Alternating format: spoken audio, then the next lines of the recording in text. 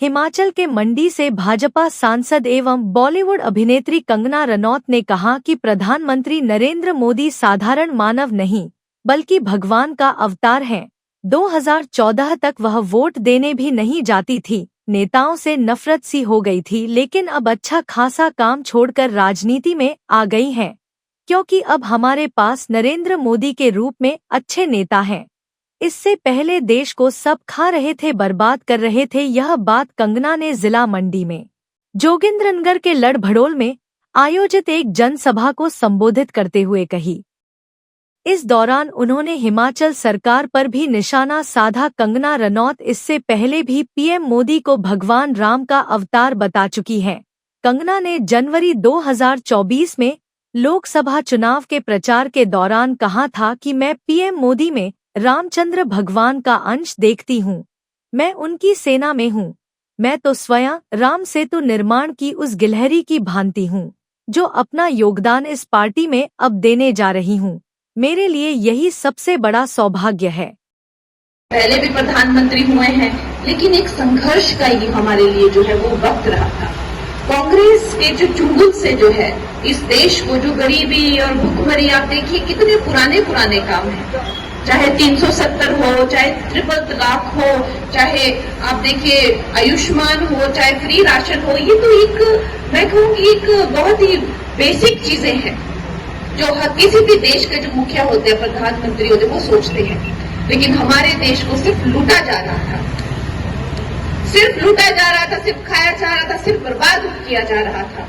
और अटल जी का संघर्ष रहा, जैसे अजय राणा जी ने बताया कि एल के अडवाणी जी, बहुत सारे लोगों का संघर्ष रहा। लेकिन जब नरेंद्र मोदी जी 2014 में आए तो इसीलिए कहा जाता है कि वो साधारण मानव नहीं है, वो एक अवतार है। जब वो 2014 में आए और हमने ये दिन देखा, इससे पहले तो हम भी राजनीति को एक तरह से एक बहुत ही दुर्भाग्य समझते थे और शर्मिंदगी की बात है, लेकिन वोट भी देने नहीं जाते थे। युवा लोगों के दिलों में तो इतना एक तरह से कशिश थी, इतनी ज्यादा नफरत थी पॉलिटिशियंस को लेकर कि लगता था कि क्या कर दें इनको, खत्म कर दें इनको, ये घोटाला वो घोटाला, 2G कितने स्कैम, हर दिन घोटाला, हर दिन। और ये सुन सुनकर जो है आम जनता को तो ऐसी नफरत हो गई थी पॉलिटिशियंस से, और खासकर मैं तो वोट भी नहीं देती थी। और आज का दिन ये देखिए, वोट तो छोड़िए, अपना खुद का अच्छा खासा काम छोड़कर खुद राजनीति में आ गए हैं, खुद ही हर जगह वोट मांग रहे हैं। तो ये किस लिए? क्योंकि हमारे पास जो नेता हैं नरेंद्र मोदी जी, जो ये सरकार है, हम भी इस ऐतिहासिक वक्त का हिस्सा बनना चाहते हैं। जब हमारे भारतवर्ष का उद्धार हुआ था, ये ऐतिहासिक वक्त हमेशा इतिहास में याद रखा जाएगा कि जब ये भारत तो आजाद हुआ होगा तब, लेकिन असली आजादी जब इसका उद्धार हुआ तो इस वक्त में हुआ। तो हम भी जो है इसका हिस्सा बनना चाहते हैं। और दोस्तों, आप देखिए, आज हम वक्फ बोर्ड की जो बात करते हैं, जो भारत के टुकड़े किए गए, तो यहाँ से जितने भी मुसलमान पाकिस्तान गए, उनकी जमीनें तो वक्फ बोर्ड में डाल के चले गए, लेकिन वहां से जो हिंदू यहाँ आए, उनकी जमीनें जो है वो पाकिस्तानी सरकार ने उस पर कब्जा कर लिया। ये कहाँ की ईमानदारी है? और अब कांग्रेस ने जो है इनको वक्फ बोर्ड को इस तरह की इम्यूनिटी दी थी कि वो चाहे तो कोई भी गांव, कोई भी जगह, कोई भी इमारत को जो है अपना कह सकते थे और कानून का कोई हक नहीं था कि उनको कोई पूछ सके। इस तरह के कानून, इस तरह से इस देश को जो है दिमक की तरह दिन ब दिन खाया जा रहा था। और अगर इनको कुछ कहते थे तो ये क्या कहते थे कि हम सड़कों पे आ जाएंगे, हम खूनो खून कर देंगे।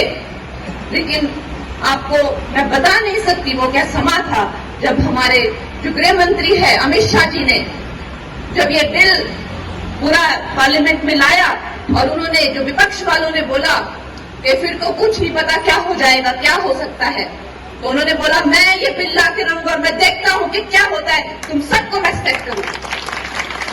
तो क्या हम लोग के भी रोंगटे खड़े हो गए, हमने कहा ये क्या बात है। और देखिए वो बिल पास हुआ और आज पूरे भारतवर्ष में कोई किसी की मजाल है कि कुछ बोले।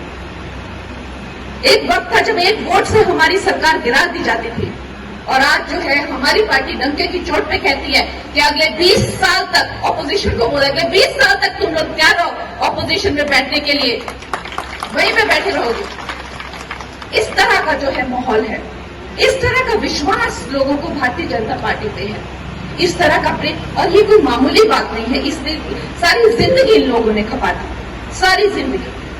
अगर आप प्रधानमंत्री जी की जिंदगी देखें, उन्होंने और कुछ नहीं, वोट बूथ, बस ये दो चीजें, और अपने कार्यकर्ता।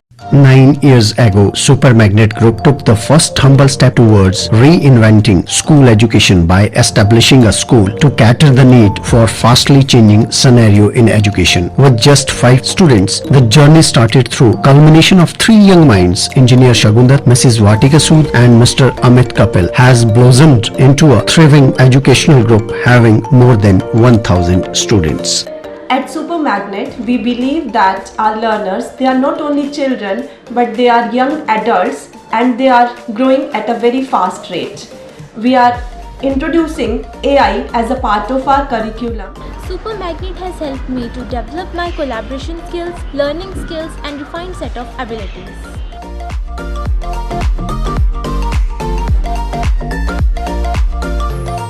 I have the opportunity to be the captain of our school team.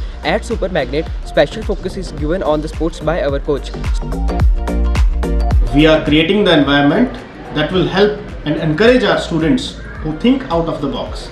We are developing the learning techniques that will help our students to be the change makers and the leaders in the society. It's not just a school, but a family to all of us.